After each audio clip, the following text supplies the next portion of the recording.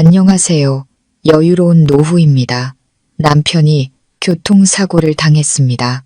저는 황급히 병원으로 달려갔죠. 깜빡하고 핸드폰을 챙기지 못해 시부모님께 연락드리려고 남편의 핸드폰을 집어들었습니다.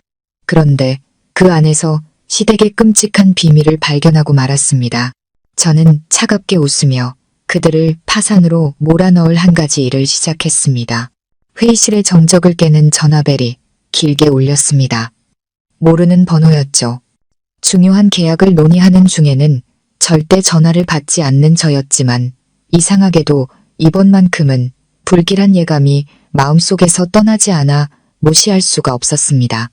저는 파트너들에게 죄송하다는 눈짓을 하고 서둘러 복도로 나갔습니다. 여보세요, 서하윤입니다. 혹시 강민준 씨 가족 되시나요? 수화기 넘어 젊은 여성의 목소리는 다급함이 묻어났습니다. 심장이 쿵 내려앉았습니다. 네, 맞아요. 제가 아내입니다. 무슨 일이죠? 진정하고 들으세요.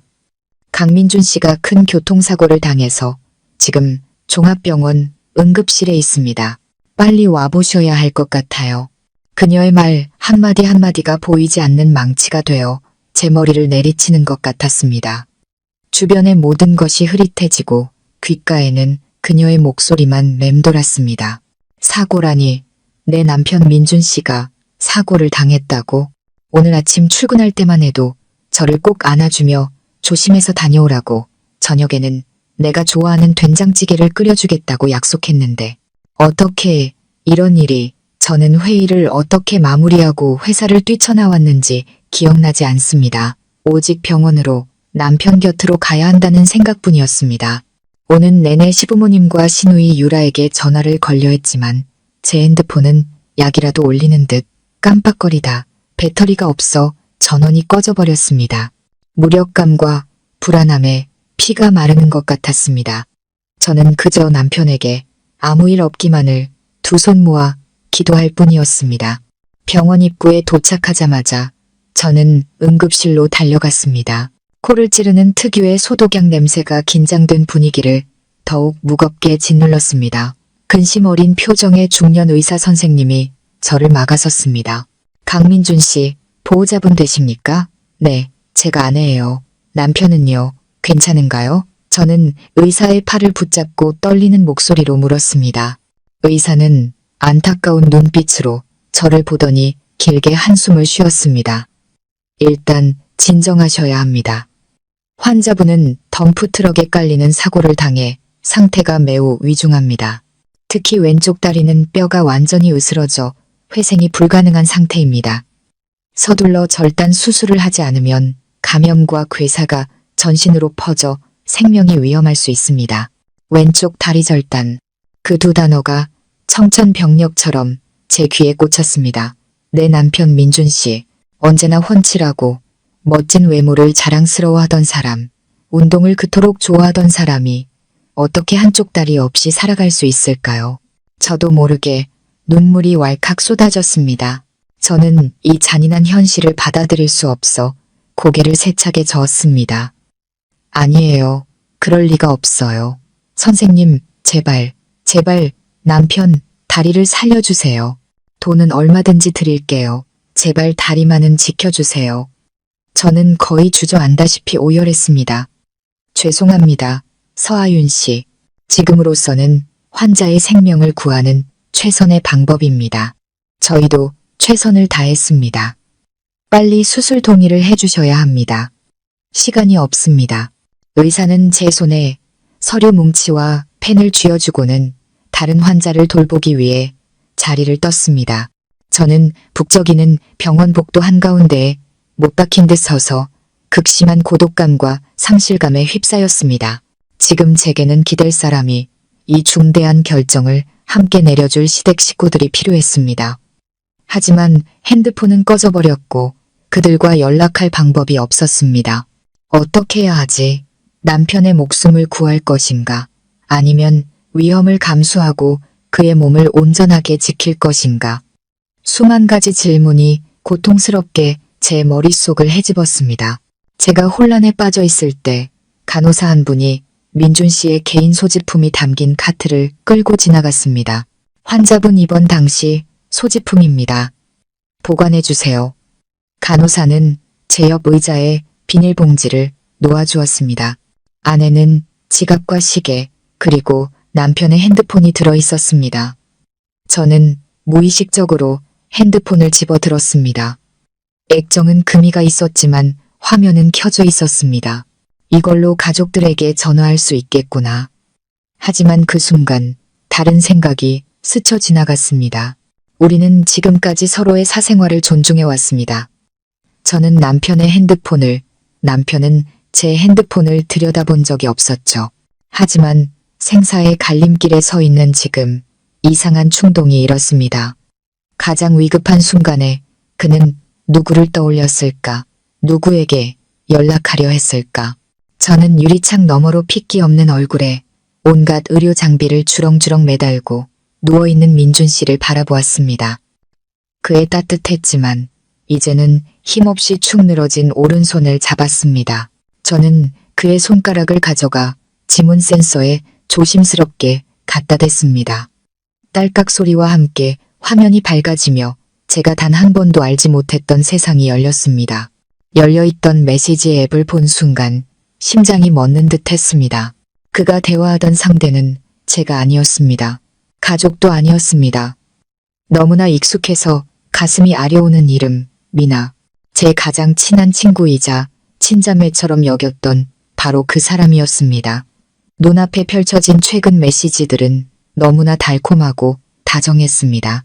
자기야, 출장 가서 우리 모자 보고 싶지 않았어? 당연하지.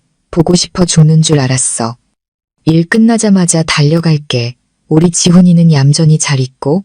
그럼 얌전하지. 아빠만 계속 찾더라.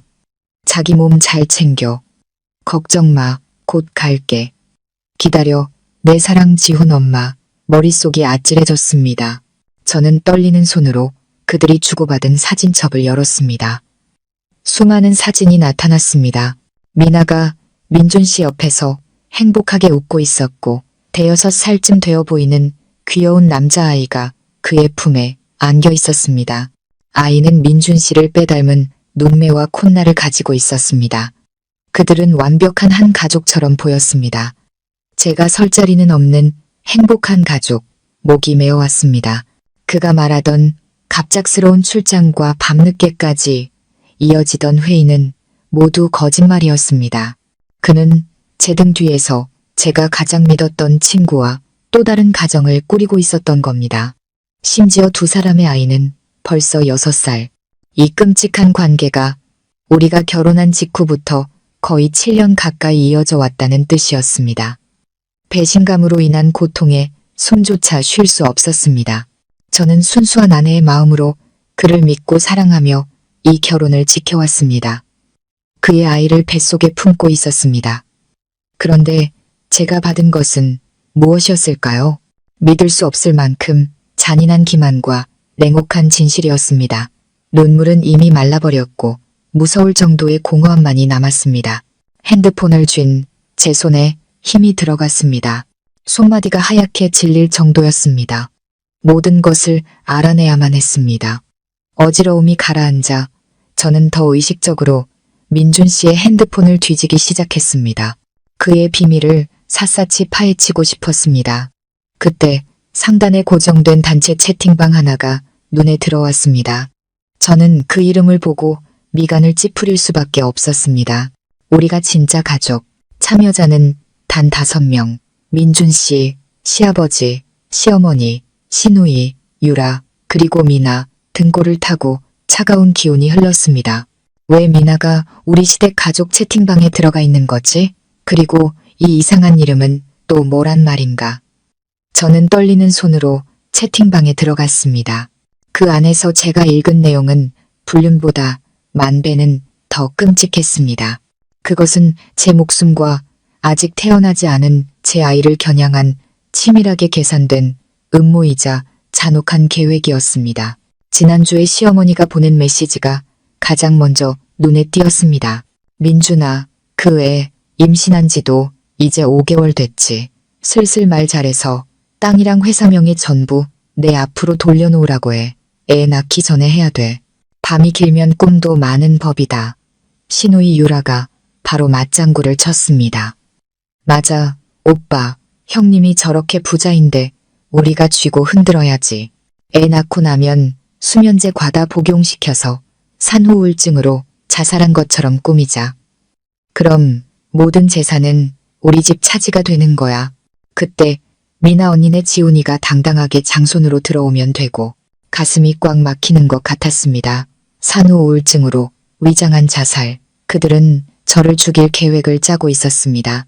제가 친부모처럼 존경하고 따르던 그의 가족 모두가 제가 피땀 흘려 이룩한 재산을 빼앗기 위해 제 목숨을 노리고 있었던 겁니다. 늘 점잖고 현명한 척하던 시아버지 강태식 씨 역시 계산적인 메시지를 보냈습니다. 유라 말이 괜찮네. 하지만 조심스럽게 처리해야 한다. 민준이는 한동안 동네 사람들 보기에 비통에 잠긴 척 연기해야 하고 미나는 당분간 밖에 있다가 잠잠해지면 들어오도록 해. 그래야 아무도 의심하지 않지. 그리고 제가 그토록 사랑했던 남편 민준 씨는 차갑게 대답했습니다. 걱정 마세요. 아버지, 어머니, 알아서 잘할게요. 저도 이제 그 여자랑 연기하는 거 지긋지긋해요. 이 일만 끝나면 우리 가족 모두 편하게 살 수 있을 겁니다. 대화 속 한 글자 한 글자가 피 흘리는 제 심장에 밝히는 날카로운 비수 같았습니다. 이것은 더 이상 배신당한 아내의 고통이 아니었습니다. 사람의 탈을 쓴 늑대들 틈에서 살아왔다는 것을 깨달은 자의 극한의 공포였습니다. 지난 몇 년간 제가 그들에게 바쳤던 사랑과 존경, 믿음은 모두 한낱 연극에 불과했습니다. 그들은 단 한 번도 저를 가족으로 생각한 적이 없었습니다. 그들의 눈에 저는 그저 황금알을 낳을 암탉이었을 뿐입니다. 그리고 알을 다 얻고 나면 그들은 망설임 없이 저를 잡아먹을 작정이었던 겁니다. 제 안의 사랑이 완전히 죽어버렸습니다. 붕괴와 절망은 순식간에 다른 감정에게 자리를 내주었습니다. 그것은 바로 증오. 모든 달콤했던 기억과 좋았던 감정들을 남김없이 불태워버리는 맹렬하고 강렬한 복수심이었습니다. 그들은 나와 내 아이를 죽여 재산을 빼앗으려 했습니다. 좋아요. 어디 누가 최후의 승자가 되는지 한번 봅시다. 나는 죽지 않을 겁니다. 살아남을 겁니다. 살아남아서 그들 한 명, 한 명에게 자신들이 저지른 짓에 대한 끔찍한 대가를 치르게 할 것입니다. 복수를 위한 계획이 머릿속에서 명확하고 잔인하게 피어오르기 시작했습니다. 저는 더 이상 과거의 서하윤이 아니었습니다. 저는 이제 그들의 악몽이 될 것입니다. 저는 조용히 민준 씨 핸드폰의 모든 기록을 지우고 원래 있던 비닐봉지 안에 넣어두었습니다. 아무 일도 없었다는 듯이 저는 똑바로 앉아 뺨 위에서 차갑게 식어버린 마지막 눈물을 닦아냈습니다. 제 얼굴에서는 더 이상 고통과 혼란의 흔적을 찾아볼 수 없었습니다. 그 대신 무서울 정도로 차분한 표정만이 남아있었습니다. 그때 아까 그 의사 선생님이 다소 초조한 얼굴로 다시 돌아왔습니다.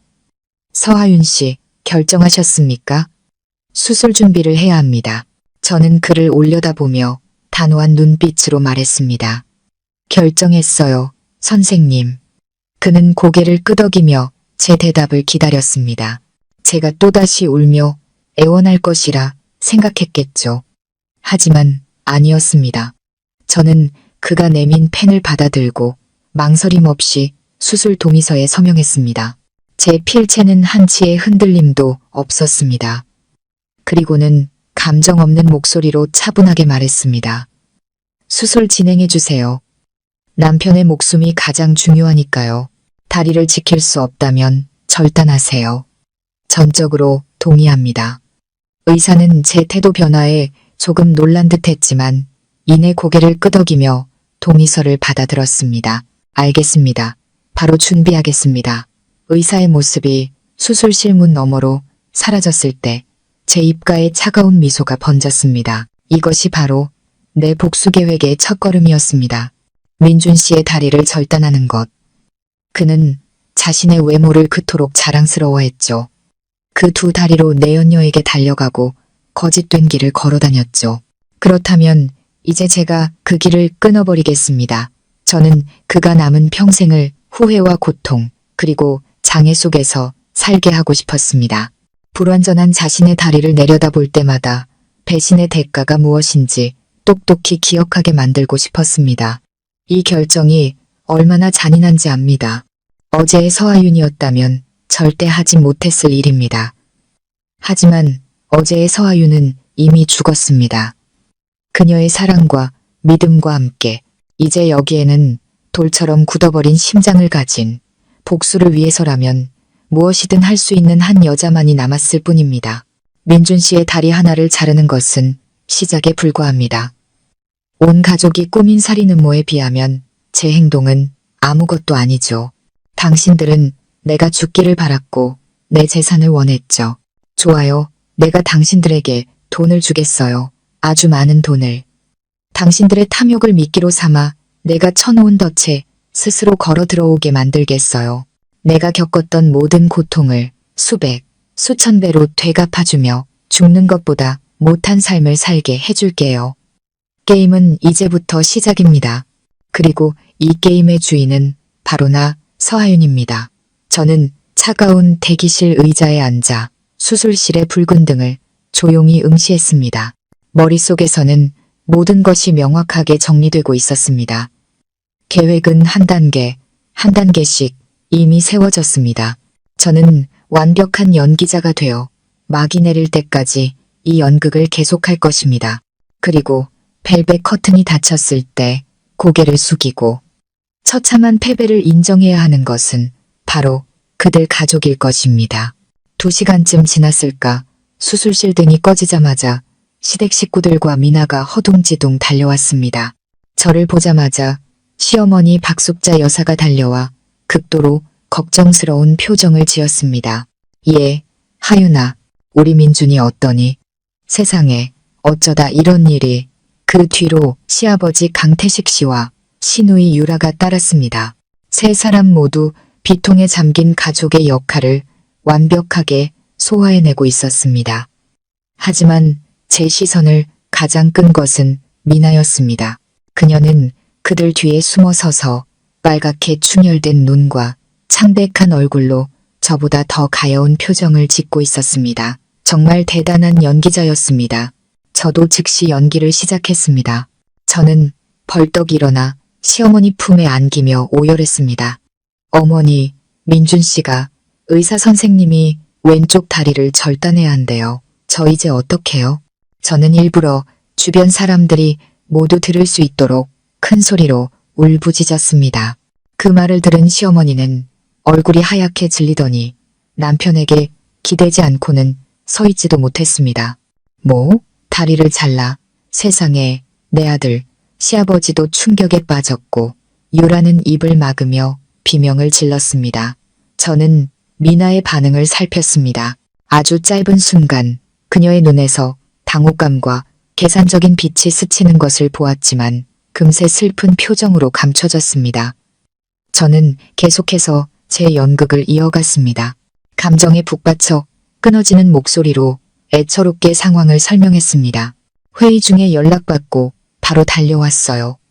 핸드폰은 배터리가 나가서 아무한테도 연락을 못했고요.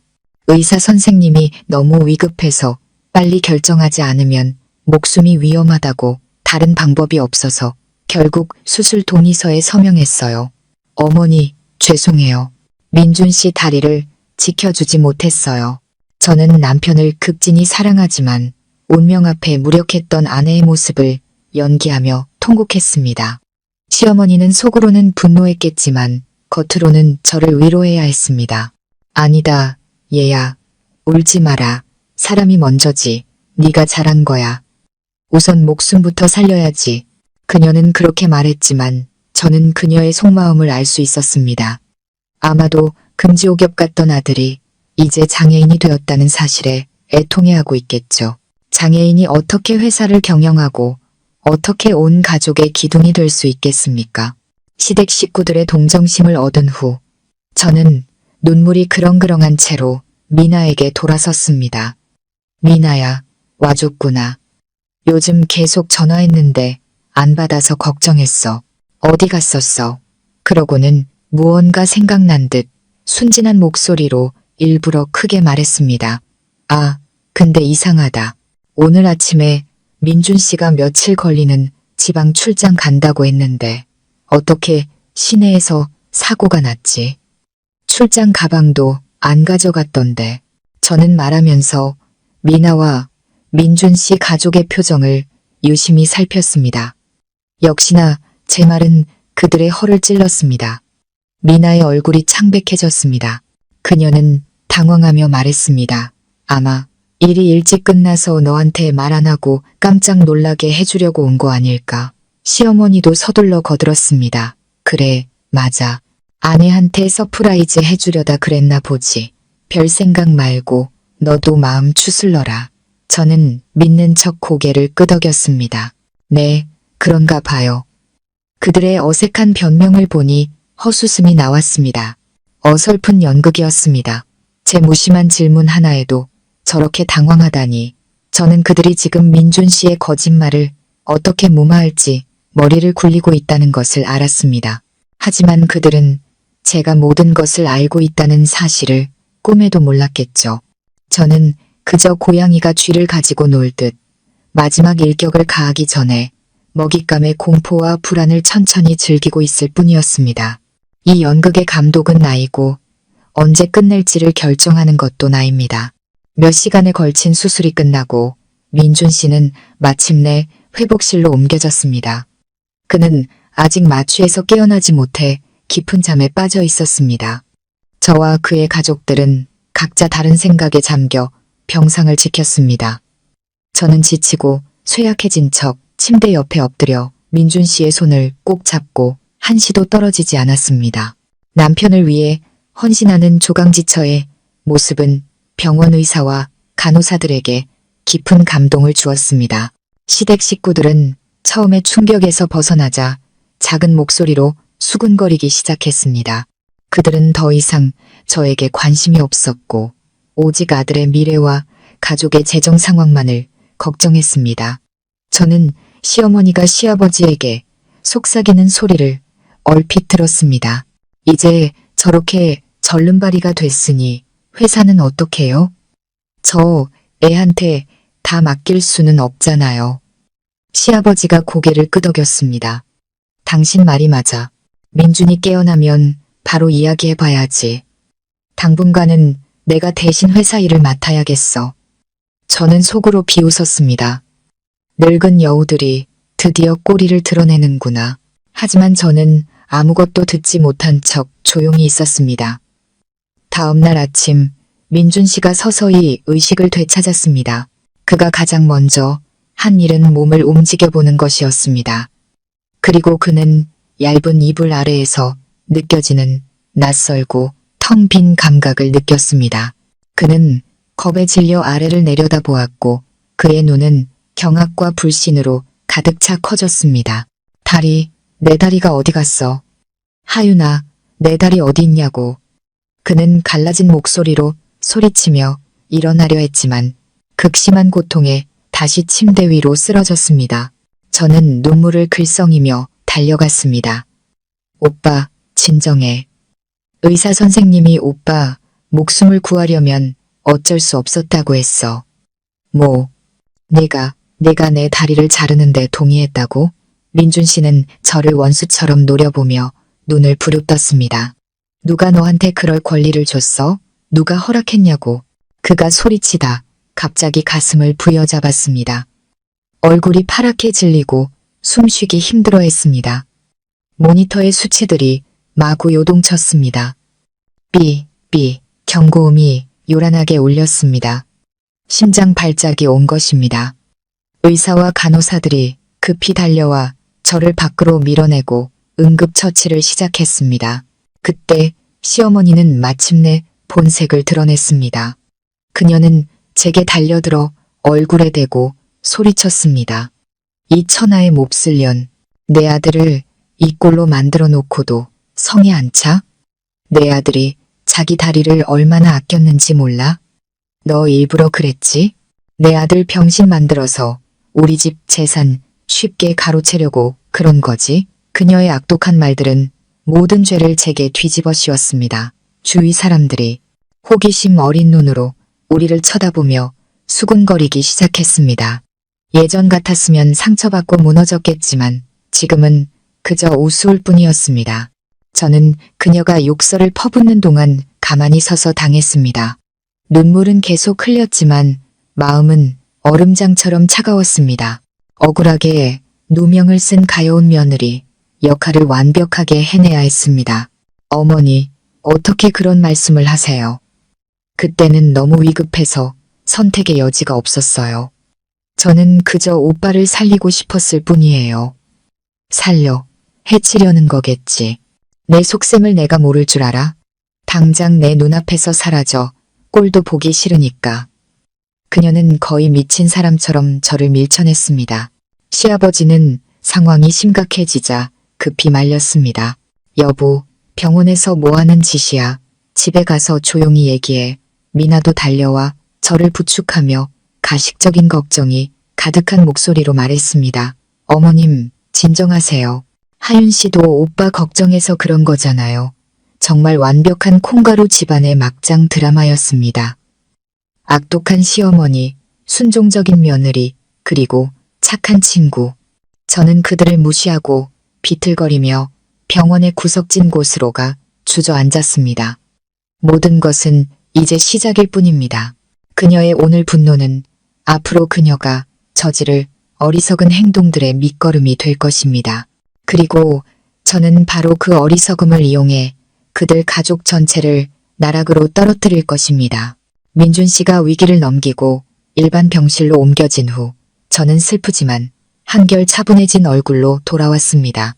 시어머니는 여전히 저를 증오에 찬 눈으로 쳐다봤지만 더 이상 소란을 피우지는 않았습니다. 병원에서 소란을 피워봤자 좋을 게 없다는 것을 깨달았겠죠.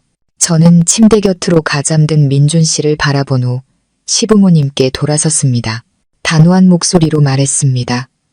아버님, 어머님, 이제 민준 씨가 저렇게 됐으니 회사를 비워둘 수는 없잖아요. 민준 씨가 회복할 때까지 제가 잠시 회사 일을 맡아서 처리해야 할 것 같아요.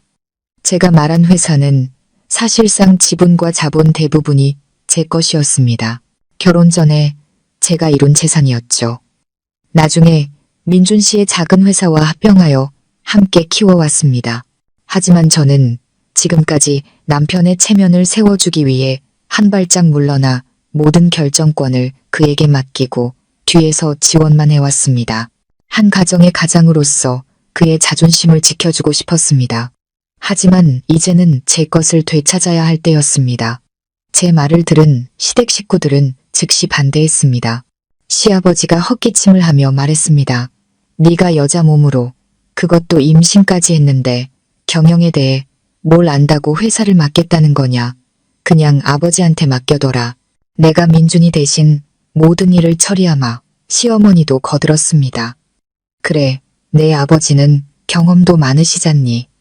너는 집에서 맘 편히 태교하고 민준이나 잘 돌봐. 시누이 유라도 입을 삐죽거렸습니다. 새언니가 뭘 알겠어요. 언니한테 회사 맡기면 금방 망할걸요. 저는 그들의 이런 반응을 이미 예상하고 있었습니다. 이 인간들은 언제나 제 재산에만 혈안이 되어 있었으니까요. 저는 속으로 비웃었지만 겉으로는 연약한 척했습니다. 하지만 아버님, 어머님 힘드실까 봐요. 회사 일이 스트레스가 많잖아요. 힘들긴 뭐가 힘들어. 내 아들, 내 손주를 위해서라면 뭐든 할 수 있다. 시아버지는 단호하게 말했습니다. 그들이 미끼를 물자 저는 본격적으로 떡밥을 던지기 시작했습니다. 저는 유라에게 다가가 가방에서 카드 한 장을 꺼내 손에 쥐어주었습니다. 유라야, 저번에 돈 때문에 빚 독촉받고 있다고 들었어. 이 안에 5천만 원 있으니까 이걸로 해결해. 갚지 않아도 돼. 언니가 주는 거야. 유라의 눈이 반짝 빛났습니다. 그녀는 도박으로 큰 빚을 지고 사채업자들에게 시달리고 있었습니다. 5천만 원은 그녀에게 구세주나 다름없었습니다. 그녀는 즉시 태도를 바꾸며 달콤한 목소리로 말했습니다. 어머, 새언니, 정말 고마워요. 역시 우리 형님이 최고예요. 그 다음 저는 시부모님께 돌아서서 조용히 말했습니다. 아버님, 어머님, 저희 때문에 고생 많으셨죠. 변변한 보답도 못 해드리고 아버님 친구분들과 여행 가시는 거 좋아하시잖아요. 제가 유럽 여행 상품권 준비해뒀어요. 다녀오셔서 기분 전환하세요. 그리고 어머님, 제가 모아둔 금이 좀 있는데 내일 가져다 드릴게요. 쇼핑이라도 하세요. 제 말은 마법의 약과도 같았습니다. 잔뜩 찌푸려져 있던 시어머니의 얼굴이 순식간에 활짝 펴졌습니다. 금은보화. 그녀가 가장 사랑하는 것이었죠. 시아버지는 젊은 내연녀가 있었고 늘 그녀를 데리고 해외여행 갈 기회를 엿보고 있었습니다. 제가 준비한 여행 상품권은 그의 가려운 곳을 정확히 긁어준 셈이었습니다. 순식간에 세 사람의 태도는 180도 바뀌었습니다. 아이고, 뭘 이런 걸 다 한 가족인데. 시아버지가 허허 웃었습니다. 시어머니도 서둘러 말했습니다. 내 마음만으로도 우린 기쁘다. 그래, 회사 일은 내가 맡아서 해라. 어차피 내 남편이랑 내가 일군 회사 아니냐. 우린 이제 늙어서 새로운 건 잘 모른다.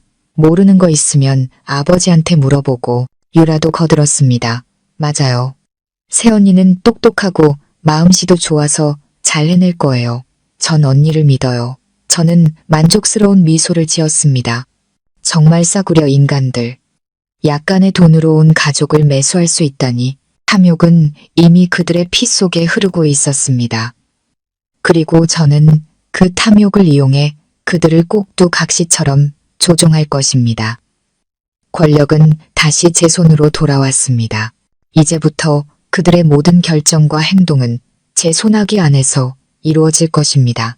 며칠 후 민준 씨의 상태가 안정되고 제가 회사 경영권을 확실히 장악했을 때 저는 다음 단계를 실행할 때가 되었다고 판단했습니다. 저는 시댁 식구들에게 잠시 개인적인 볼일이 있다고 말하고는 미나와 그녀의 아들이 사는 낡은 아파트로 차를 몰았습니다. 녹슨 철문 앞에 서서 저는 감정을 다스리기 위해 심호흡을 했습니다. 저는 지금 기댈 곳이 필요한 가여운 친구이자 무너져 내리고 있는 아내가 되어야 했습니다. 제가 손을 들어 문을 두드리자 미나가 놀란 얼굴로 문을 열었습니다. 하윤아, 네가 여긴 어쩐 일이야? 저는 아무 말 없이 붓고 충혈된 눈으로 그녀를 바라보았습니다. 밤새 재무 보고서를 검토한 결과였지만 그녀가 그걸 알 필요는 없었죠. 저는 와락 울음을 터뜨리며 그녀를 껴안았습니다. 미나야, 나 이제 어떡해? 더는 못 살 것 같아. 미나는 조금 당황했지만 이내 좋은 친구 역할을 하며 제 등을 토닥였습니다. 자, 무슨 일인지 모르겠지만 우선 들어와서 얘기해. 문 앞에 서 있지 말고. 그녀는 저를 비좁고 지저분한 집 안으로 이끌었습니다. 퀴퀴한 곰팡내와 오래된 음식 냄새가 코를 찔러 불쾌했습니다. 제 호화로운 저택과 비교하면 이곳은 하늘과 땅 차이였습니다. 그녀와 민준 씨 가족이 제 재산을 그토록 탐냈던 것도 무리가 아니었습니다. 그때 방 안에서 남자아이가 뛰쳐나왔습니다.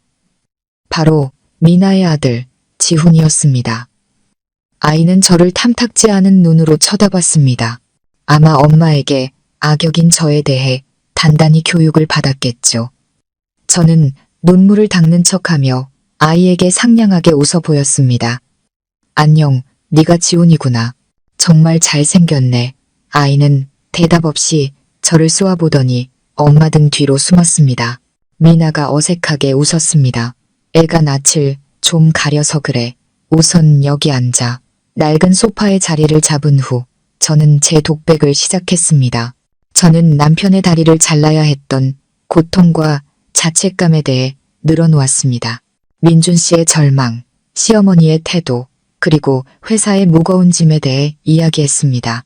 흐느끼는 목소리로 말하며 가끔 손으로 눈물을 훔치는 완벽하게 가여운 모습을 연출했습니다.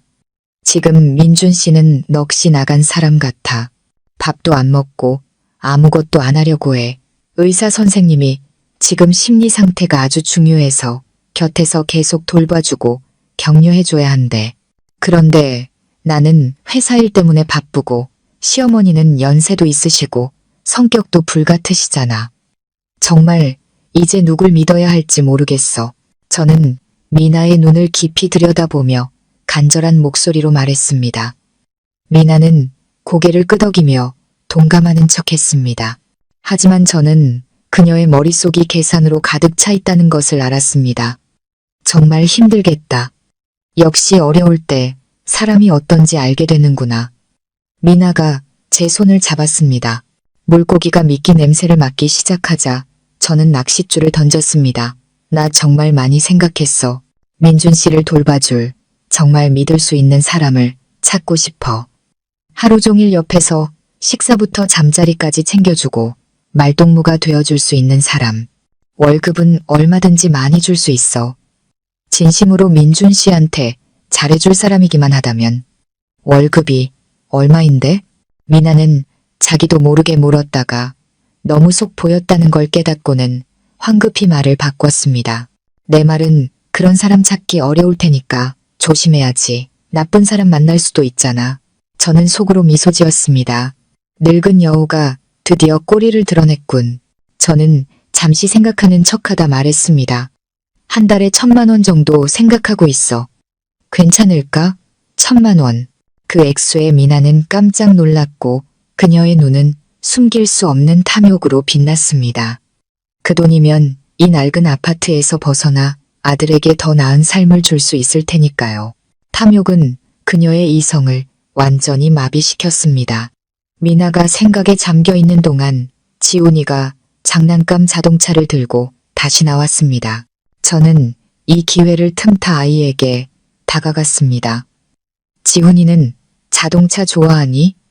아줌마 집에 멋진 자동차 엄청 많은데 언제 한번 놀러 올래? 저는 아이의 머리를 쓰다듬고는 무의식적인 행동처럼 아이의 부드러운 머리카락을 살짝 쓸어내렸습니다. 손을 뗄 때 제 손바닥 안에는 아이의 머리카락 몇 가닥이 쥐어져 있었습니다. 임무는 완수되었습니다. 저는 일어나며 미나에게 말했습니다. 이제 회사에 가봐야겠다.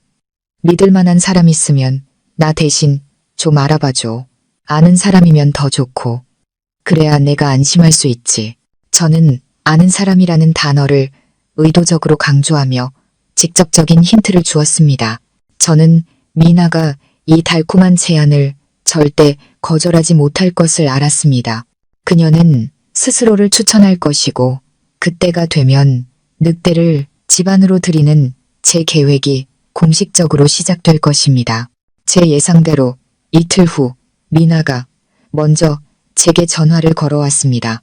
수화기 너머 그녀의 목소리는 망설이는 듯했지만 흥분을 감추지는 못했습니다. 하윤아, 나 며칠 동안 생각해봤는데 네가 민준 오빠 돌봐줄 사람 찾아달라고 한 거 말이야. 저는 그녀가 다음 말을 할 때까지 조용히 기다렸습니다. 저기, 그냥 내가 하면 안 될까? 미나는 단숨에 말했습니다. 어차셔 우리 둘도 친한 친구고 민준 오빠도 친오빠나 마찬가지잖아. 남한테 맡기는 건 나도 불안해. 게다가 내일도 불안정해서 새로운 일을 찾고 있었거든. 내가 정말 정성껏 돌봐줄게. 저는 놀란 척했습니다. 내가? 하지만 너무 힘들지 않을까? 지훈이도 돌봐야 하잖아. 괜찮아. 지훈이 데리고 같이 가면 되지. 우리 아들 착해서 얌전해. 집에 아이가 있으면 분위기도 더 밝아지잖아. 어쩌면 민준 오빠 기분도 좀 나아질지 모르고. 미나는 제가 바라던 말을 스스로 꺼냈습니다. 계획이 생각보다 더 순조롭게 진행되었습니다. 먹잇감이 제 발로 덫에 걸어 들어온 셈입니다. 네가 그렇게 말해주니 더할 나위 없이 좋지. 저는 기쁜 목소리로 말했습니다. 그럼 그렇게 하자. 우리 집으로 이사와서 지내는 게 편할 거야. 월급은 매달 1,000만 원씩 꼬박꼬박 줄게. 정말 고마워. 미나야, 네가 내 구세주야. 전화를 끊자마자 저는 시댁에 이 사실을 알렸습니다. 처음에는 시어머니가 반대하는 듯 했습니다. 뭐, 걔를 우리 집에 들인다고? 그것도 한 달에 1,000만 원씩이나 주면서. 얘, 너 제정신이니? 그 돈이면 가사도우미를 10명은 쓰겠다. 저는 차분하게 설명했습니다. 어머니, 이건 그냥 가사도우미를 구하는 문제가 아니에요. 지금 민준 씨는 심리적으로 너무 불안정해서 익숙한 사람이 곁에 있어야 해요. 미나는 제 친구이기도 하고 민준 씨랑도 잘 아는 사이니까 낯선 사람보다는 훨씬 잘 돌봐줄 거예요. 그리고 그 돈은 제 돈이잖아요. 저는 그저 민준 씨가 최고의 보살핌을 받았으면 좋겠어요. 제 돈이라는 말에 시어머니는 입을 다물었습니다. 그녀는 자신이 간섭할 권리가 없다는 것을 알았습니다. 시아버지는 좀 더 영리하게 행동했습니다. 네, 어머니 말도 일리가 있지만 하윤이가 이미 결정했으니 그렇게 하라고 해. 어쨌든 민준이 돌봐줄 사람이 더 있으면 좋지. 집도 적적한데 그 모자가 들어오면 덜 심심하겠네. 그가 무슨 생각을 하는지 저는 다 압니다. 미나가 집에 들어오면 그들은 동맹을 얻게 되고 저를 더 쉽게 감시하고 통제할 수 있을 테니까요. 게다가 매달 1,000만 원이라는 거액의 월급 중 일부를 자신들도 나눠 가질 궁리를 하고 있겠죠. 그들의 무지와 탐욕은 저의 가장 강력한 조력자였습니다. 그렇게 며칠 후 민준 씨는 퇴원했고 동시에 미나와 그녀의 아들은 제 저택으로 공식적으로 이사 왔습니다. 저는 민준 씨 방과 가까운 아래층에 넓은 방을 그들을 위해 마련해 주었습니다. 그들이 이사 오던 날 민준 씨의 가족들은 모두 모여 마치 새로운 가족을 맞이하듯 기쁘게 환영했습니다. 그들은 지훈이를 둘러싸고 똑똑하고 영리하다며 칭찬했습니다. 시어머니는 아이를 품에 안고 말했습니다. 아이고, 이놈 참 잘생겼네. 나중에 크면 아주 훌륭한 남자가 되겠어. 그 광경을 보며 저는 역겨움을 느꼈습니다. 가식적인 행복한 가족 연극. 그들이 그토록 칭송하는 장소니 사실은 제가 집안에 설치한 시한폭탄이라는 사실을 그들은 까맣게 모르고 있었습니다. 저는 2층에서 조용히 모든 것을 지켜보았습니다. 미나는 호화로운 집에 살게 된 만족감을 감추지 못한 채 짐을 정리하느라 바빴습니다. 지훈이는 호기심에 가득 차 새 집을 탐험하며 온 집안을 뛰어다녔습니다. 병원에서 돌아온 민준 씨는 휠체어에 앉아 멍하니 창밖만 바라볼 뿐 미나 모자의 등장에는 아무런 관심도 없었습니다. 그리고 그의 가족들은 그녀의 엄청난 월급에 대해 수군거리고 있었습니다. 모든 것이 제자리를 찾았습니다.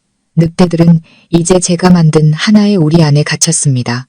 이제는 제가 서서히 싸움을 부추겨 그들이 서로를 물어뜯게 만들 차례입니다. 저는 아래층으로 내려갔습니다. 순종적인 아내, 친구, 그리고 며느리의 온화한 미소를 지은 채 거대한 연극은 이제 막 본격적으로 시작되었습니다. 저택에서의 생활은 극적인 새 장을 열었습니다. 겉으로는 모든 것이 순조로워 보였습니다. 미나는 헌신적인 간병인인 척 매일 민준 씨의 휠체어를 밀며 정원을 산책시키고 식사와 약을 챙겼습니다.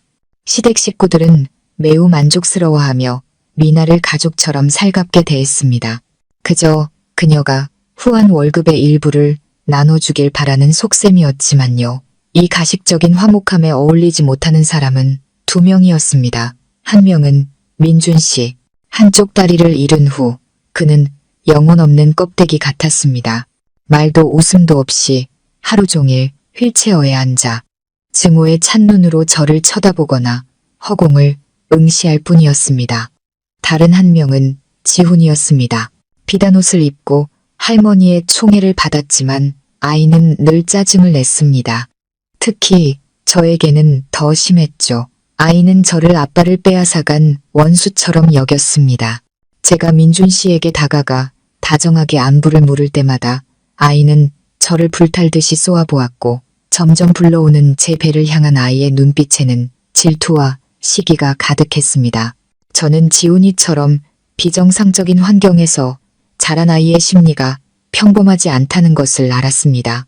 아이는 민준 씨가 자신의 아빠라고 배웠지만 그 아빠가 다른 여자와 함께 사는 것을 봐야 했고 심지어 그 여자가 아빠의 아이를 곧 낳을 예정이었습니다. 그 모순과 질투심이야말로 제가 이용할 수 있는 가장 날카로운 무기였습니다. 어느 날 오후 모두 외출하고 집에는 저와 민준 씨 그리고 지훈이만 남았습니다. 민준 씨는 방에서 잠들어 있었고 지훈이는 정원 그네에 앉아 뚱한 표정을 짓고 있었습니다. 저는 천천히 다가가 일부러 아이가 볼 수 있도록 제 배를 부드럽게 쓰다듬었습니다. 지훈아, 무슨 안 좋은 일 있어? 저는 아이 옆에 앉아 최대한 부드러운 목소리로 물었습니다. 아이는 대답 없이 고개를 돌렸습니다. 저는 미소를 지으며 말을 이었습니다. 혹시 아줌마가 아기를 가져서 기분이 안 좋은 거니? 걱정 마. 아기가 태어나도 민준이 아빠는 우리 지훈이를 가장 사랑할 거야. 제 말은 아이의 마음을 정확히 건드렸습니다.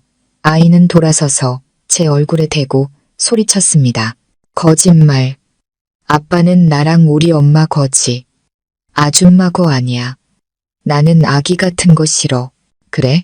저는 놀란 척하며 아이의 귀에 대고 엄청난 비밀을 공유하듯 속삭였습니다. 아줌마도 그렇게 생각해. 지훈이가 첫째 아들이고 민준이 아빠의 유일한 후계자잖아. 아줌마도 아기 낳기 싫어.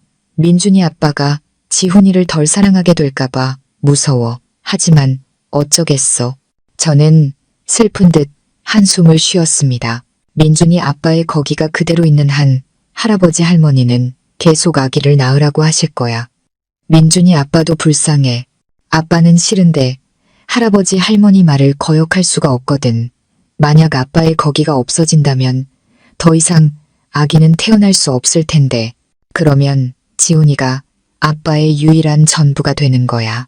아무도 지훈이한테서 아빠를 빼앗아갈 수 없게 되지. 저는 최대한 순진한 단어를 사용해 민준 씨의 중요한 부위를 모호하게 암시했습니다. 하지만 저는 8살, 특히 지훈이처럼 불안정한 심리를 가진 아이라면 알아들을 것이라고 확신했습니다. 아이는 제 말 뒤에 숨겨진 끔찍한 의미를 스스로 상상해낼 것입니다. 아이의 눈이 이상하게 빛나는 것을 보았습니다. 아이는 아무 말 없이 저를 쳐다보다가 다시 민준 씨의 방 쪽을 바라보았습니다. 광기 어리고 잔혹한 생각이 아이의 메마른 영혼에 심어졌습니다. 저는 씨앗이 싹을 틔웠다는 것을 알았습니다. 남은 것은 그것이 자라나 열매를 맺기를 기다리는 것뿐이었습니다. 저는 일어나며 미소 띤 얼굴로 아이의 머리를 쓰다듬었습니다. 아줌마는 민준이 아빠 일어났나 보고 올게. 지훈이는 여기서 놀고 있어. 저는 등을 돌려 걸어갔습니다. 제 등 뒤에서 아이는 그네의 미동도 없이 앉아 있었습니다. 제 입가의 미소는 점점 더 차가워졌습니다. 작은 악마야, 이 연극을 완성하는 걸 도와주렴. 저들 가족의 악몽을 현실로 만들어줘. 저는 오래 기다릴 필요가 없었습니다. 며칠 후 밤, 마침내 비극은 이 불안한 저택을 덮쳤습니다. 그날 밤 저는 침대에 누워 잠을 청하려는데 아래층 민준 씨 방에서 찢어질 듯한 비명이 울려 퍼졌습니다. 비명은 극도의 고통과 공포에 차 있었고 고요한 밤의 정적을 갈기갈기 찢어 놓았습니다. 곧이어 무언가 부서지는 소리와 미나의 겁에 질린 외침이 들렸습니다. 세상에, 민준 씨, 왜 이래요? 지훈아, 너 대체 무슨 짓을 한 거야? 저는 태연하게 일어나 얇은 가운을 걸치고 천천히 방을 나섰습니다. 집안의 불은 모두 환하게 켜져 있었습니다. 시부모님도 허둥지둥 방에서 뛰쳐나왔습니다.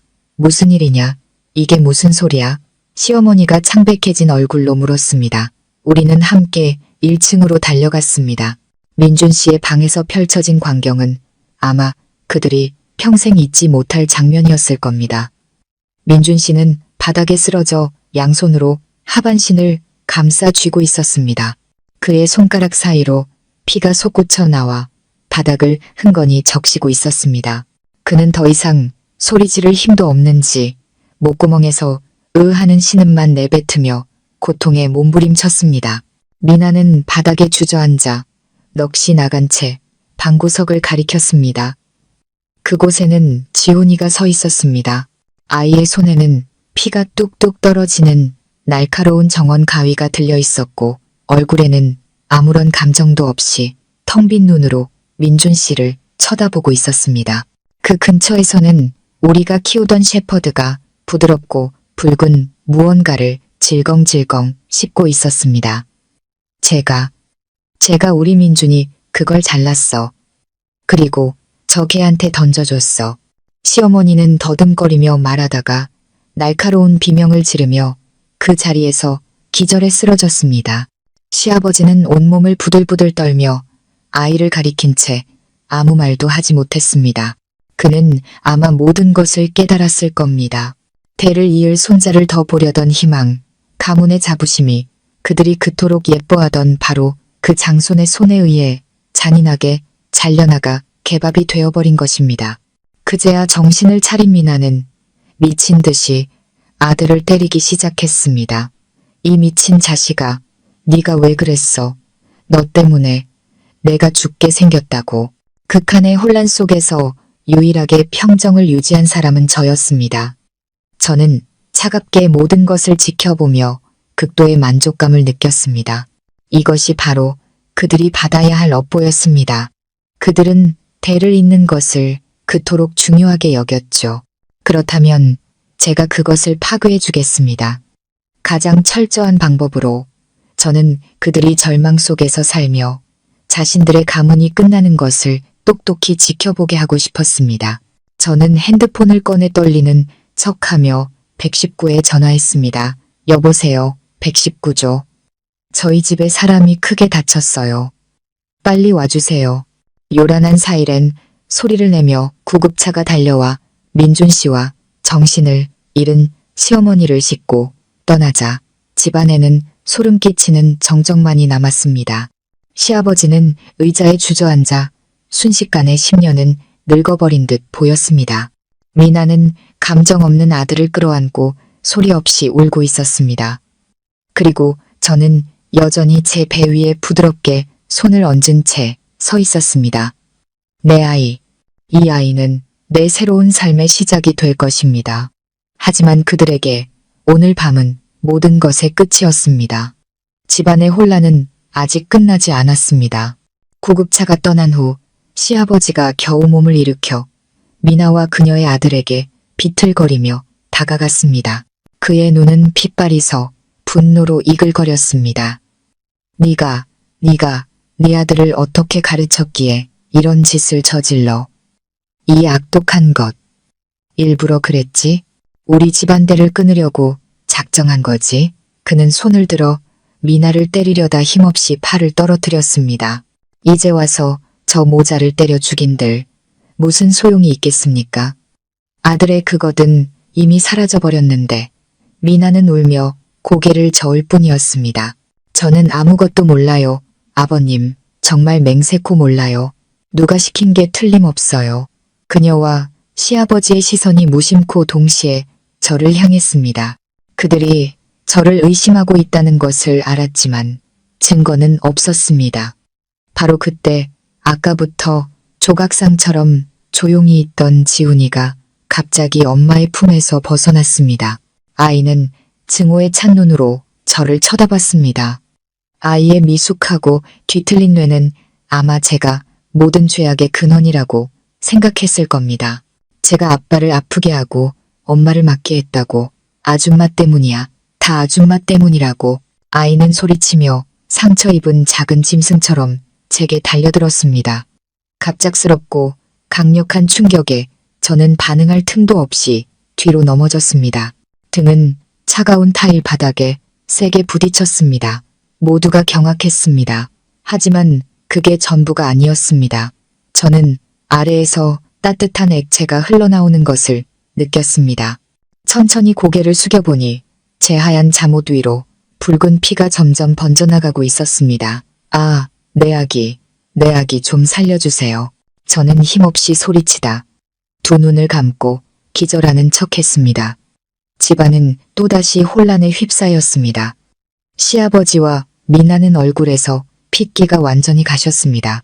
만약 저와 뱃속의 아이에게 무슨 일이라도 생긴다면 그들은 자신들의 목숨도 부지하기 어려울 것임을 직감했습니다. 저는 곧바로 병원으로 이송되었습니다. 민준 씨와 시어머니가 있는 바로 그 병원으로. 소식이 퍼지자 온 가족은 불 위에 앉은 듯 안절부절 못했습니다. 그들은 동시에 두 가지 비극에 직면해야 했습니다. 아들은 아버지가 될 능력을 잃었고 며느리는 유일하게 남은 손주를 유산할 위기에 처한 것입니다. 저는 응급실로 바로 실려 들어갔습니다. 의식을 되찾았을 때 한 여의사가 저를 진찰하고 있었습니다. 저는 그녀의 손을 잡았습니다. 목소리는 간절했지만 눈빛은 얼음처럼 차가웠습니다. 선생님, 안심하세요, 산모님. 아기를 지키기 위해 최선을 다하고 있습니다. 여의사가 위로했습니다. 아니요, 저는 그녀의 말을 끊고 단호하고 강철 같은 목소리로 말했습니다. 저는 이 아이를 더 이상 원하지 않아요. 제발 수술해서 당장 지워주세요. 여의사는 충격받은 얼굴로 저를 쳐다봤습니다. 산모님, 지금 무슨 말씀을 하시는 거예요? 제정신이세요? 태아는 이미 많이 컸고 심장도 뛰고 있어요. 이러시면 안 돼요. 저는 제가 무슨 말을 하는지 똑똑히 알고 있어요. 저는 그녀의 눈을 똑바로 쳐다보며 한 글자 한 글자 또렷하게 말했습니다. 저는 제 아이가 이런 집안에서 태어나는 것을 원치 않아요. 저 인간들과 어떤 연결고리도 만들고 싶지 않아요. 선생님, 제발 도와주세요. 이건 제 결정이고 모든 책임은 제가 지겠습니다. 우리의 대화는 우연히 문 밖에 서 있던 시아버지와 미나의 귀에 들어갔습니다. 응급실 문이 꽉 닫혀 있지 않았던 겁니다. 제가 마지막 말을 했을 때 그들의 얼굴이 흑빛으로 변하는 것을 보았습니다. 그들은 자신들이 들은 것을 믿을 수 없다는 듯 저를 쳐다봤습니다. 저는 일부러 그렇게 했습니다. 그들이 듣기를 바랐습니다. 제가 내린 결정으로 저와 그들 가족 사이에 마지막 연결고리를 끊어버렸다는 사실을 알게 하고 싶었습니다. 이 아이, 강씨 가문의 핏줄은 제 손으로 직접 포기되었습니다. 이것이 바로 혈통에 집착하는 그들에게 내리는 가장 고통스러운 마지막 형벌이었습니다. 이 순간부터 저와 그들 사이에는 오직 증오만이 남았습니다. 수술 후 저는 무표정한 얼굴로 병상에 누워 있었습니다. 시아버지는 감이 들어오지 못하고 문 밖에서 서성일 뿐이었습니다. 그의 눈에는 공포와 분노가 뒤섞여 있었습니다. 그는 자신이 졌다는 것을, 모든 것을 잃었다는 것을 알았습니다. 대를 이을 손주, 아들의 생식 능력, 그리고 이제 마지막 핏줄까지. 며칠 후 건강이 어느 정도 회복되자 저는 퇴원 수속을 밟았습니다. 동시에 검사센터에서 온 봉투 하나를 받았습니다. 안에는 예전에 제가 얻어낸 지훈이의 머리카락과 민준 씨의 머리카락으로 진행한 유전자 검사 결과지가 들어있었습니다. 열어보지 않아도 결과를 알 수 있었습니다. 제 차가운 시선이 친자관계 불일치라는 결론이 적힌 숫자와 글자들을 훑고 지나갔습니다. 집에 돌아오니 저택의 분위기는 초상집보다 더 무거웠습니다. 시어머니 박숙자 여사는 두 가지 충격적인 소식을 모두 듣고 완전히 무너져 내렸습니다. 그녀는 넋이 나간 채 소파에 앉아 멍한 눈을 하고 있었습니다. 미나와 아들은 어찌된 일인지 집에 돌아와 있었습니다. 아마 시아버지가 너무 무력한 나머지 민준 씨를 돌보게 하려고 그녀를 다시 부른 모양입니다. 미나는 주방에서 무언가를 하며 누구와도 눈을 마주치지 못했습니다. 저는 조용히 시어머니의 침실로 올라갔습니다. 저는 유전자 검사 결과지를 그녀의 화장대 정중앙, 그녀가 반드시 볼 수밖에 없는 곳에 놓았습니다. 이것이 제가 그들을 위해 준비한 다음 폭탄이었습니다. 저는 그녀의 마지막 믿음, 유일한 장손에 대한 믿음마저 완전히 파괴하고 싶었습니다. 역시나 잠시 후 시어머니 방에서 찢어지는 비명소리가 들려왔습니다. 세상에, 이게 뭐야? 그럴 리가 없어. 그녀의 비명에 미나가 주방에서 달려 올라왔습니다. 저는 계단 위에서 조용히 지켜보았습니다. 어머님, 왜 그러세요? 미나가 걱정스럽게 물었습니다. 시어머니는 대답 대신 부들부들 떨며 서류를 든 채 미나의 얼굴을 가리켰습니다. 내 아들, 이게 어떻게 된 건지 설명해봐. 왜 지훈이가 우리 민준이 아들이 아니라는 거야? 네가 감히 우리 온 가족을 속여. 미나는 검사 결과지를 보고 얼굴이 종이장처럼 하얗게 질렸습니다. 그녀는 더듬거렸습니다. 저는 몰라요. 분명 뭔가 착오가 있었을 거예요. 지훈이는 민준 오빠 아들이 맞아요. 착오? 시어머니는 상처 입은 짐승처럼 으르렁거렸습니다. 네가 아직도 발뺌을 해. 그동안 너랑 내 집안이 나를 속였어. 어디서 굴러먹던 놈인지 모를 애를 데려와서 우리 집 돈을 뜯어내고 재산을 가로채려고 했어. 분노와 절망은 시어머니를 미친 여자로 만들었습니다. 그녀는 미나에게 달려들어 머리채를 잡고 손톱으로 얼굴을 핥히었습니다. 내가 너를 죽여버릴 거야. 이 사기꾼아, 내 손주 돌려내. 궁지에 몰린 미나도 가만히 있지 않았습니다. 그녀도 격렬하게 저항했습니다. 이거 놔요. 당신 아들이 나랑 잤으니까 애가 생긴 거 아니에요. 가서 당신 아들한테나 물어보라고요. 젊은 여자와 늙은 여자는 호화로운 것을 한복판에서 서로를 때리고 핥히며 싸웠습니다. 옷은 흐트러지고 머리는 산발이 되었으며 온갖 저속한 욕설과 추악한 비밀들이 모두 드러났습니다. 시아버지가 소란을 듣고 말리러 나왔다가 아내에게 얼굴을 긁히는 봉변을 당했습니다. 저는 위에서 그 광경을 내려다보며 만족스러운 미소를 지었습니다. 아주 보기 좋군. 계속 서로를 물어뜯어봐. 당신들의 위선적인 도덕 가면을 스스로 벗어던져봐. 내가 공들여 연출한 이 연극의 클라이맥스는 바로 지금이니까. 그 끔찍한 난투극 이후 미나와 아들은 그날 밤으로 집에서 쫓겨났습니다. 시어머니는 넋이 나간 사람처럼 매일 울며 미나와 그녀의 가족을 저주했습니다. 하지만 제 복수는 여기서 멈추지 않았습니다. 저의 다음 목표는 이 모든 음모의 주동자이자 위선적인 시아버지 강태식 씨였습니다. 저는 그에게 여자 문제와 탐욕이라는 치명적인 약점이 있다는 것을 알았습니다. 그는 밖에 젊은 내연녀를 두고 정기적으로 돈을 대주고 있었습니다. 저는 바로 이 약점을 이용해 그를 무너뜨리기로 했습니다. 저는 큰돈을 들여 가난하고 고생한 것처럼 보이는 여자 3명과 각각 아이 1명씩을 고용했습니다. 저는 그들에게 강태식 씨의 개인정보, 약관과 치밀하게 준비된 시나리오를 주며 그대로 연기하라고 지시했습니다. 화창한 어느 날 아침 강태식 씨가 거실에서 신문을 읽고 있을 때 3명의 여자와 아이들이 갑자기 저택 문 앞에 나타나 울부짖으며 아이들 아빠를 만나게 해달라고 소란을 피웠습니다. 놀란 가사도우미가 달려와 보고했습니다. 강태식 씨는 미간을 찌푸리며 밖으로 나갔습니다. 그를 보자마자 세 여자는 달려들어 그의 다리를 붙잡고 통곡했습니다. 태식 씨, 드디어 찾았네요. 한 여자가 말했습니다. 아빠, 저 못 알아보시겠어요? 아이들도 합창하듯 외쳤습니다. 강태식 씨는 얼굴이 하얗게 질렸습니다. 당신들 누구요? 나는 당신들 모르오. 당장 내 집에서 나가시오. 어떻게 그렇게 무정하게 말씀하세요? 두 번째 여자가 흐느꼈습니다. 우리 사이에 뜨거웠던 밤들을 잊으셨어요?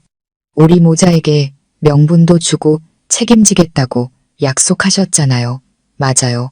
우리한테 책임지겠다고 했잖아요. 세 번째 여자가 거들었습니다. 소라는 주위 이웃들의 관심을 끌었습니다. 시어머니도 소리를 듣고 집에서 뛰쳐나왔습니다. 그 광경을 보자마자 그녀의 얼굴은 창백해졌다가 분노로 보랏빛이 되었습니다. 강태식 씨, 이게 다 무슨 짓이에요? 이 여자들은 누구고 저 애들은 또 뭐예요? 연극의 사실성을 더하기 위해 저는 부인할 수 없는 증거를 미리 준비해뒀습니다. 저는 민준 씨가 병원에 있을 때 몰래 그의 머리카락 몇 가닥을 확보해뒀습니다. 저는 여자 중 한 명에게 가짜 유전자 검사 결과지를 주었습니다. 거기에는 그녀의 아이와 민준 씨의 머리카락 샘플이 부자 관계라는 결론이 적혀 있었습니다. 물론 비교 샘플이 아들인 민준 씨의 것이므로 유전 정보가 유사할 수밖에 없었습니다. 전문가가 아닌 강태식 씨에게 그 종이는 강력한 증거였습니다. 여자가 그 종이를 그의 눈앞에 내밀었습니다. 이것 보세요. 유전자 검사 결과예요. 우리 또리가 당신 아들이라고요. 이제 발뺌 못해요. 강태식 씨는 떨리는 손으로 종이를 받아들었습니다. 친자 관계 성립이라는 글자를 보자 그는 휘청거렸습니다. 그는 자신이 누구와 잤는지 어디에 씨를 뿌렸는지 기억조차 할 수 없었습니다. 그의 바람기가 스스로를 해친 것입니다. 시어머니가 종이를 낚아채 읽더니 비명을 지르며 남편에게 달려들어 할퀴었습니다. 이 천하의 몹쓸 인간. 밖에서 바람 피운 것도 모자라 숨겨둔 자식까지 끌어들여 이 집안을 아주 풍비박산 낼 작정이야. 이 소동은 온 동네를 발칵 뒤집어 놓았습니다. 새 여자는 보란듯이 집 문 앞에 주저앉아 울며 강태식 씨에게 양육비를 요구했습니다. 여론의 압박과 아내의 비난을 견디지 못한 강태식 씨는 결국 자신의 비자금과 시어머니가 숨겨둔 금까지 모두 꺼내 그들에게 주었습니다. 제발 눈앞에서 사라져 주길 바라면서 그는 그 여자들이 돈을 받자마자 흔적도 없이 사라졌다는 사실을 꿈에도 몰랐습니다. 그는 끔찍한 사기를 당해 돈과 명예를 모두 잃었습니다. 하지만 최악은 아내의 신뢰를 완전히 잃었다는 것이었습니다. 시어머니는 그날 이후 남편을 원수처럼 대하며 하루도 쉬지 않고 비난하고 들볶았습니다. 이 집은 이제 완벽한 지옥이 되었습니다. 시부모가 서로를 물어뜯어 만신창이가 된 후 제가 처리해야 할 마지막 퍼즐 조각은 바로 신우이 유라였습니다. 탐욕스럽고 어리석은 여자. 저에게 5천만 원을 받은 후 그녀는 그 돈을 모두 도박에 탕진하고 또다시 빚더미에 앉았습니다. 숨겨둔 자식 소동이 있고 얼마 후 유라는 초췌한 몰골로 집에 기어들어왔습니다. 가족을 보러 온 것이 아니라 돈을 구하러 온 것이었습니다. 하지만 지금 강태식 부부에게 돈이 어디 있겠습니까? 그들은 방금 제게 거하게 사기를 당해 돈이 바닥난 상태였습니다. 부모에게 돈을 얻지 못한 유라는 제게 왔습니다. 그녀는 제 앞에 무릎을 꿇고 울며 애원했습니다. 새언니, 제발 저 좀 살려주세요. 또 큰 빚을 졌어요. 돈 못 갚으면 그 사람들이 제 손목을 자른대요. 제발 한 번만 더 도와주세요. 평생 언니 은혜 잊지 않을게요. 저는 차갑게 그녀를 내려다 보았습니다. 내가 5천만 원 줬잖아. 그 돈으로 뭘 했어? 또 도박했지. 내 욕심은 끝이 없구나. 더는 못 도와줘. 저는 뒤에서 울부짖는 그녀를 내버려 두고 돌아섰습니다. 하지만 이것은 제 계획의 일부에 불과했습니다. 저는 그녀의 탐욕을 극단으로 몰고 치명적인 갈등을 일으킬 더 강력한 촉매제가 필요했습니다. 그리고 그 촉매제는 다름 아닌 미나였습니다. 우리 집에서 쫓겨난 후 미나의 삶은 비참했습니다. 돈도 집도 없이 그녀는 예전의 초라한 아파트로 돌아가야 했습니다. 저는 사람을 시켜 그녀를 감시했고 그녀가 돈을 벌기 위해 수단과 방법을 가리지 않으며 심지어 악명 높은 조폭과 어울린다는 사실을 알아냈습니다. 저는 그녀가 제게서 받은 첫 월급의 상당 부분을 아직 가지고 있다는 것을 알았습니다. 저는 한적한 카페에서 미나를 만났습니다. 저는 그녀에게 현금이 가득 든 종이 가방을 건넸습니다. 이 안에 3억 원이야. 두 번째 달 월급이랑 네가 억울하게 쫓겨난 것에 대한 보상금이라고 생각해. 돈을 본 미나의 눈이 반짝 빛났습니다. 그녀는 서둘러 가방을 받았습니다. 고마워, 하윤아. 네가 좋은 사람인 줄 알았어. 별거 아니야. 저는 미소 지었습니다. 그런데 부탁 하나만 할게. 내 시누이 유라가 빚이 많다고 들었어. 내가 직접 돈을 주면 또 낭비할까봐 걱정돼. 그러니 내가 이 돈을 가지고 있다가 기회가 되면 유라한테 일부러 보여줘. 내가 너한테 준 돈이라고 말하고. 미나는 자신을 무시했던 유라보다 우위에 서게 되었다는 생각에 기뻐하며 망설임 없이 동의했습니다. 그녀는 자신이 제 체스판 위에 졸에 불과하다는 것을 전혀 몰랐습니다. 저는 미나와 유라가 우연히 마주치도록 상황을 만들었습니다. 두툼한 돈 가방을 든 미나를 본 유라의 눈은 질투와 탐욕으로 붉게 물들었습니다. 자신은 빚쟁이들에게 쫓기는 신세인데 미나는 저렇게 큰 돈을 가지고 있다니. 광기어리고 무모한 생각이 그녀의 머릿속을 스쳤습니다. 저 돈을 내가 가지면 어떨까? 어차피 우리 새언니 돈이잖아. 저는 덫이 놓였다는 것을 알았습니다. 굶주린 짐승은 눈앞에 맛있는 먹이가 치명적인 덫일 수 있다는 것을 알면서도 절대 거부하지 못하는 법입니다. 그날 밤 유라는 행동에 나섰습니다. 그녀는 미나를 미행하다가 그녀가 방심한 틈을 타돈 가방을 낚아채 달아났습니다. 그녀는 자신이 성공했다고 빚을 갚고 다시 흥청망청 살 수 있을 거라고 생각했습니다. 하지만 그녀는 스스로 죽음의 길로 들어섰다는 것을 몰랐습니다. 돈을 빼앗긴 미나는 거의 미쳐버렸습니다. 그것이 그녀의 전부였기 때문입니다. 그녀는 범인이 누구인지 바로 알았지만 경찰에 신고하는 대신 더 어리석은 짓을 저질렀습니다. 그녀는 자신의 조폭 애인에게 전화해 울며 불며 유라에게 교훈을 주고 돈을 되찾아달라고 부탁했습니다. 미나의 애인은 변태적이고 잔혹한 인간이었습니다. 그와 그의 부하들은 유라가 교회의 허름한 모텔에 숨어 있다는 것을 금방 찾아냈습니다. 그들은 돈만 되찾은 것이 아니었습니다. 그들은 유라를 잔인하게 고문하고 학대한 끝에 목숨을 끊었습니다. 며칠 후 유라의 시신이 한적한 공터에서 발견되었습니다. 부검 결과 그녀는 고문 끝에 사망한 것으로 밝혀졌습니다. 경찰은 신속하게 수사에 착수했습니다. 단서와 증언을 통해 그들은 미나와 그녀의 애인을 찾아냈습니다. 미나는 곧바로 체포되었습니다. 처음에는 돈을 되찾아달라고 했을 뿐 죽일 의도는 없었다며 범행을 부인했지만 부인할 수 없는 증거와 경찰의 압박에 결국 고개를 숙였습니다. 유라의 돈을 훔치려던 계획과 미나 일당의 잔혹한 행위가 세상에 드러났습니다. 유라가 죽고 미나가 체포되었다는 소식은 이미 산산조각 난 민준 씨의 집에 마지막 일격을 가했습니다. 딸의 비참한 죽음을 알게 된 시어머니는 완전히 미쳐버렸습니다. 그녀는 아무도 알아보지 못하고 하루 종일 혼자 웃고 떠들 뿐이었습니다. 시아버지는 허리가 굽은 채 급격히 늙어버렸습니다. 짧은 시간 안에 그는 모든 것을 잃었습니다. 아들은 장애인이 되고 가정은 파탄났으며 딸은 죽고 명예와 돈도 사라졌습니다. 저는 싸늘한 저택에 앉아 신문에 실린 사건 기사를 읽었습니다. 모든 것이 제가 계획한 대로 진행되었습니다. 저는 직접 손을 쓰지 않았지만 상황을 만들고 그들 각자의 탐욕과 악의를 자극하여 서로를 파멸시키도록 유도했습니다.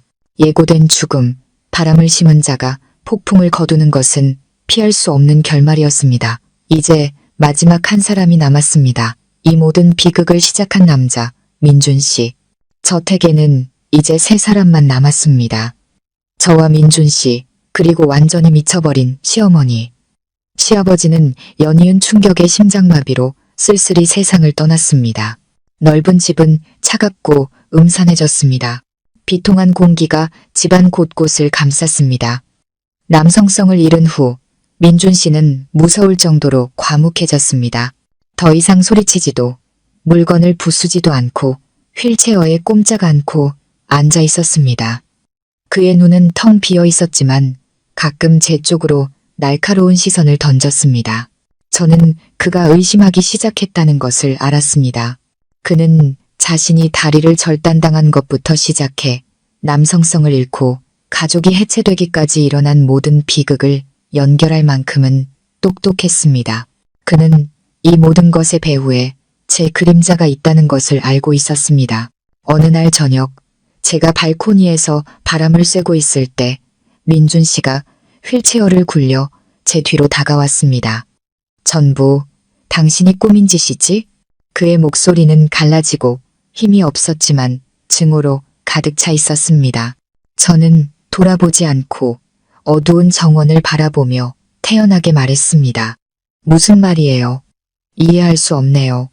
연기하지 마, 하윤 씨. 그가 으르렁거렸습니다. 내 다리가 잘린 것부터 지훈이 일, 우리 부모님, 그리고 유라의 죽음까지 모든 것이 너무 완벽하게 맞아떨어져. 이 연극의 감독이 바로 당신이잖아. 안 그래? 저는 천천히 몸을 돌려 그의 눈을 똑바로 쳐다봤습니다. 제 눈빛은 더 이상 순종적인 아내의 것이 아니라 차가운 복수자의 눈빛이었습니다. 더 이상 숨길 필요가 없었습니다. 그렇다면요? 아니라면요? 저는 비웃었습니다. 증거라도 있어요? 증거는 없어. 하지만 당신 짓이라는 건 알아. 민준 씨가 소리치며 휠체어에서 일어나려 했지만 실패했습니다. 무력감은 그의 분노를 더욱 키웠습니다. 도대체 왜 이런 짓을 한 거야? 내가 당신한테 뭘 잘못했는데? 내가 뭘 잘못했냐고? 제 목소리가 높아졌습니다. 비웃음과 고통이 뒤섞여 있었습니다. 당신이랑 당신 가족들이 내 재산을 빼앗으려고 나와 내 아이를 죽이려고 했잖아. 잊었어? 민준 씨는 얼굴이 굳어지며 핏기가 가셨습니다. 그걸 어떻게 알았지? 내가 바보인 줄 알았어, 민준 씨. 저는 주머니에서 제 핸드폰을 꺼내 녹음 파일을 재생했습니다. 병원에서 그의 핸드폰에서 복사해둔 우리가 진짜 가족 채팅방의 대화 내용이었습니다. 민준 씨와 그의 부모, 유라의 목소리가 고요한 공간에 똑똑히 울려 퍼졌습니다. 애 낳고 나면 수면제 과다 복용시켜서 산후 우울증으로 자살한 것처럼 꾸미자. 저도 이제 그 여자랑 연기하는 거 지긋지긋해요. 민준 씨는 자신의 목소리를 다시 들으며 온몸을 부들부들 떨었습니다. 치명적인 증거가 눈앞에 있었고 그는 더 이상 부인할 수 없었습니다. 당신들은 남편을 끔찍이 사랑하던 한 여자를 복수심에 불타는 악마로 만들었어. 저는 얼음처럼 차가운 목소리로 말했습니다. 당신들이 오늘 겪은 모든 일은 당신들의 악랄함과 탐욕에 대한 업보야. 그런데도 감히 내게 왜냐고 물어. 민준 씨는 고개를 숙인 채 아무 말도 하지 못했습니다. 그는 완전히 패배했습니다. 부인할 수 없는 증거 앞에서 민준 씨는 저항할 힘조차 남아있지 않았습니다. 그는 육체적으로나 정신적으로나 완전히 망가진 채 스스로 세운 왕국에서 모든 것을 잃은 왕처럼 앉아 있었습니다. 이제 어떻게 할 거죠? 제가 감정 없는 목소리로 물었습니다. 민준 씨는 저를 올려다보았습니다. 그의 눈에는 이제 공허함과 피로만이 남아 있었습니다. 당신이 원하는 게 뭐야? 이혼. 저는 단호하게 말했습니다. 이 거짓된 결혼을 끝내고 싶어요. 물론 당신은 빈손으로 나가야 할 거고요. 빈손. 그가 씁쓸하게 웃었습니다. 당신이 이미 내 모든 걸 가져갔는데 더 가져갈 게 남아있기나 해. 남아있죠. 저는 말했습니다. 이 집은 당신에게 남겨줄게요. 한때 내 남편이었던 사람에게 베푸는 마지막 동정이라고 생각해요. 미쳐버린 당신, 어머니나 돌보면서 여기서 살아요. 저는 이미 제 이름으로 서명된 이혼 서류를 테이블 위로 던졌습니다. 서명해요. 그러지 않으면 이 녹음 파일은 경찰과 언론에 넘어갈 거예요. 결과가 어떨지는 당신도 잘 알겠죠. 조직적인 살인 미수, 당신 가족, 심지어 이미 죽은 사람들까지도 편히 잠들지 못할 거예요. 민준 씨는 서류를 뚫어져라 쳐다보다가 다시 저를 보았습니다. 그의 눈에는 극도의 증오와 함께 기묘한 빛, 소름 끼치는 이해의 빛이 서려 있었습니다. 당신도 알고 있었지? 그가 갑자기 물었습니다. 뭐요? 나도 내 가족들을 없애고 싶어 했다는 걸. 내 부모, 내 동생, 그들은 거머리 같은 인간들이었어. 나도 그들에게 질릴 대로 질렸다고. 당신 재산을 손에 넣은 후에 그들을 제거할 생각이었어. 그가 차가운 목소리로 고백했습니다. 당신이 나 대신 그 일을 해준 거야. 생각보다 훨씬 더 잘 해냈지. 당신은 내 손을 빌려 내 가족을 파멸시켰어.